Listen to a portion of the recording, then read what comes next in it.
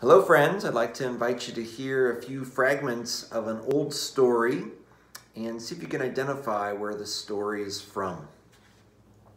So some fragments, some pieces. Tear down the house, build an ark, abandon riches, seek life, scorn possessions, hold on to life. Load the seed of every living thing into your ark, the boat that you will build. And then, on the 5th day, I drew its plan. 1 acre was its whole floor space. 10 dozen cubits the height of each wall. 10 dozen cubits its deck, square on each side. I laid out the contours, drew it all. I gave it 6 decks and divided it thus into 7 parts. Its innards I divided into 9 parts. I struck water plugs into it. I checked the poles and laid in all that was necessary. For the whole, I poured 24,000 gallons of bitumen into the kiln. The same amount I laid on the inside. The basket bearers brought on 3 shars of oil in addition to the shar of oil consumed in the seed meal, and the 2 shars of oil stowed away by the boatmen. And then, for 1 day the south wind blew. It gathered speed, storms, submerged the mountains. Like a war, it swept over everything. Brother could not see brother. From heaven, the people could not be sighted. The gods themselves were terrified by the flood. They shrank back, fled upward to the heavens, curled up like dogs. And then, 6 days and 7 nights, the wind shrieked. The storm flood rolled through the land. On the 7th day of its coming, the storm flood broke from the battle, which had labored like a woman giving birth. The sea grew quiet, the storm was still, the flood stopped. I looked out at the sky, stillness had settled in. All of humanity was turned to clay. The ground was like a great flat roof. I opened the window and let light fell on my face. I crouched, sitting, and wept. My tears flowed over my cheeks. I set out a dove, letting it fly up. The dove went out and returned. I could see no place to stand and turned around. I sent out a swallow, letting it fly. The swallow went out and returned. It saw no standing place and turned around. I sent out my crow, letting it fly. The crow went out, and seeing that the waters had receded, it ate, circled around, turned, and did not come back. I sent them out to the 4 winds and offered sacrifice. I sent out a drink offering upon the hill of the mountain. 7 and 7 colt vessels I set up. Beneath them I poured cane, cedar, myrtle, and God smelled the fragrance, and God smelled the sweet fragrance, and God, like flies, gathered over the sacrifice. So, of course, we've probably heard something of this tale many times as children, probably no matter what tradition we grew up in, perhaps. And one of the most famous tales of ancient story, and it, of course, is the Epic of Gilgamesh that you can see I bought for a reduced price. And this is the translation by John Gardner and John Mayer. And fascinating, isn't it? Because it sounds so like a Bible story that we know, right? The story of Noah. And the thing that we don't usually give credit to the ancient biblical authors is that they were not inventing a lot of their stories. They were taking what they had inherited, in this case, this story, which was from our date, 4,000 years old, maybe 3,500 years old, depending on which layer of the tradition, layer of the story. And this is just a small little slice of the story of the Epic of Gilgamesh. But the biblical authors took that story that they'd inherited, and the author that I find most fascinating, who I call Sweet Lady J in the Bible, the Yahwist writer, or J as a lot of scholars call this person. I think it's a woman. Scholars call her. She was very clever. And she took this story and teased it, played with it, twisted it, and made people laugh with it, with a pretty tragic story, right? The wiping out of all on the earth except for this family and Noah's family, as we say, Noah's family, and the animals and creatures that were on the ark with Noah. So our biblical story in Genesis, which I'd like to read, the ending to, a lot of people forget the ending. And this is where Sweet Lady J, the Yahwist J, is brilliant. Now this is the translation from the Hebrew text that scholars did. And these are religious scholars. They've got reasons for what they've chosen to do. And this is the New American Version.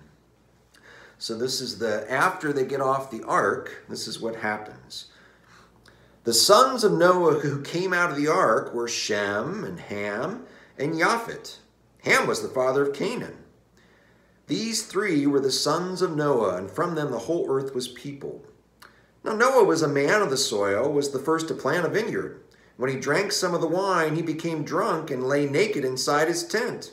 Ham, the father of Canaan, saw his father's nakedness, and he told his two brothers outside about it. Shem and Japheth, however, took a robe, and holding it on their backs, they walked backward and covered their father's nakedness. Since their faces were turned the other way, they did not see their father's nakedness. When Noah woke up from his drunkenness and learned what his youngest son had done to him, he said, "Cursed be Canaan, the lowest of slaves shall he be to his brothers."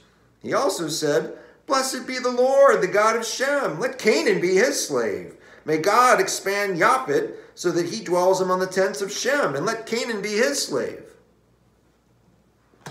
Pretty harsh talk, right, from this Noah. And quite ironic, because if we were to hear the story in Hebrew, these names have meaning to Hebrew hearers. And it's a story that is actually funny. Most people through the centuries, very sadly, have not taken it as something funny. In some ways, it's a commentary upon leadership. Here's Noah, this brave one who built an ark, saved some of humanity. What a courageous thing, right? As soon as he gets off the boat, off the ark, what does he do but gets drunk and naked and screams at his kids? And his name in Hebrew, Noah, is leader. Leader. So the leader is doing this rather ridiculously. So I'd like to read now the translation that I've done from the Hebrew. So just as scholars came along and translated the Bible from the original languages, the Hebrew scriptures from Hebrew, the Christian scriptures from Greek, ancient Greek, I've also created a translation trying to give some credit to the cleverness in the Hebrew, trying to let it come forward. Instead of just naming the names as we have traditionally done, I have allowed the names to kind of come forward in Hebrew. So you won't hear Noah, you'll hear leader, and wait till you hear what his kids' names are. So this is the same passage that I just read to you from the New American Bible, but this is my translation of that Hebrew text. And this is what it would sound like in Hebrew to an ancient Hebrew hearer, at least as I imagine it. So these are leader's sons, the one who came out of the big basket. His sons' names were Renowned and Hot Sex and Beauty. Now Hot Sex, he was the father of Humble Trader. Leader, a man of the mud, untied it all and planted a vineyard. And he drank from the wine and became drunk and exposed his naked body in the middle of his tent. Hot Sex, Humble Trader's father, saw his father's genitals and told his two brothers outside. So Renowned and Beauty took a blanket and drew it over his shoulders, the two of them together, and walked backwards and covered their father's genitals. Their faces were backwards so that they did not see their father's genitals. And Leader woke up from his wine, and he knew what had been done to him, his youngest son. And he said, "Doomed is Humble Trader, slave of slaves." That's what he'll be to his brothers. Yahweh, bring me to my knees into abundance. Yahweh is Renowned's God. Humble Trader will be a slave for him. God of gods will provide plenty of space for Beauty. He will live in Renowned's tent, and Humble Trader will be slave for him. Wild little tale. Yeah? To think that this respected one in the Gilgamesh story, who does this very bold and brave thing and then builds this massive ark and saves his family and animals and repopulates the land.